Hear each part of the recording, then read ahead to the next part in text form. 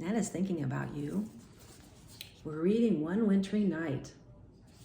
Today we're on chapter 5. Remember, chapters 1 through 4 is a little boy in a storm, and he found some protection in a cabin.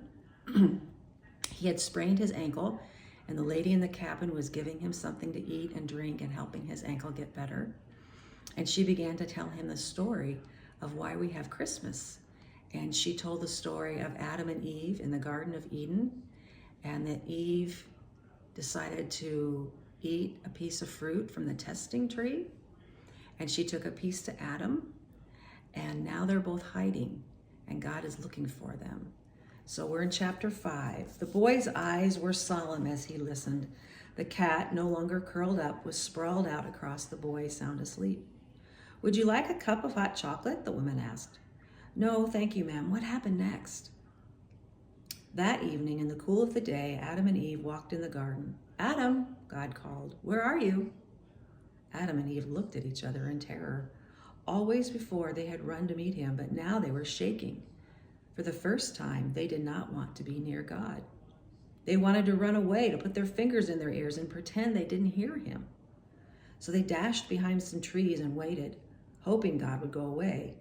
It had been like this all day, waiting, feeling afraid, waiting, feeling guilty, waiting some more. Sure, when they tasted the fruit that morning, nothing seemed to happen, yet God's words kept echoing in their minds. If you eat the fruit, you will die. Perhaps, they thought, God did not really mean it. After all, we are still alive, aren't we? But when God said they would die, he meant their friendship with him would die. They would want to live without him. They would die inside. So they did.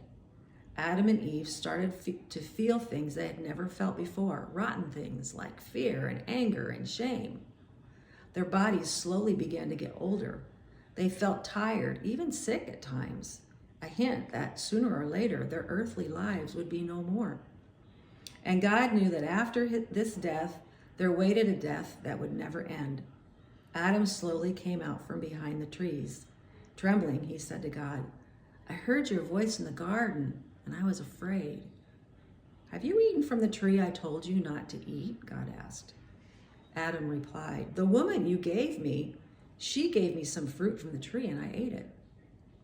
"Eve," God said sternly, "what is it that you and Adam have done?" "The snake did it," Eve protested. "He talked me into it. It was his fault." But God is not impressed by excuses. All three had sinned, which means they had disobeyed him, and all three had to be punished. God turned first to the snake. "You will crawl on your belly and eat dust all the days of your life." Ever since then, as you well know, snakes have slithered along the ground. Turning to Adam and Eve, God said, "Now you will find life hard. You must leave the garden." Then he made coats of skins to clothe them, for they were ashamed. Adam and Eve looked with horror at the skins. They recognized the fur.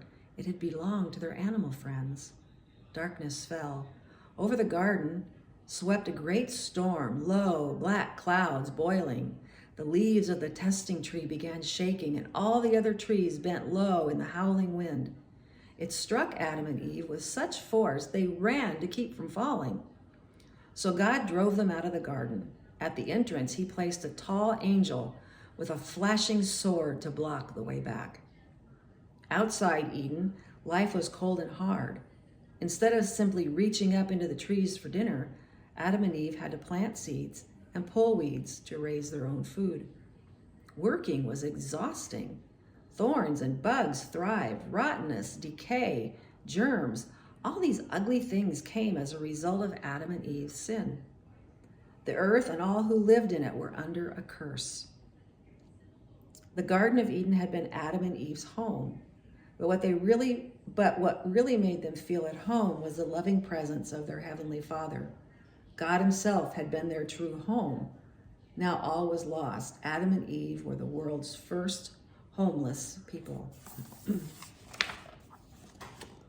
Here's a picture of the entrance. There's the angel with the flashing sword, and there's Adam and Eve leaving the garden.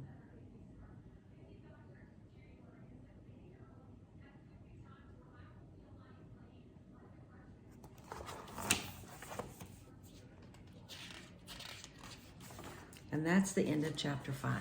Thank you for listening. I love you guys. Mwah.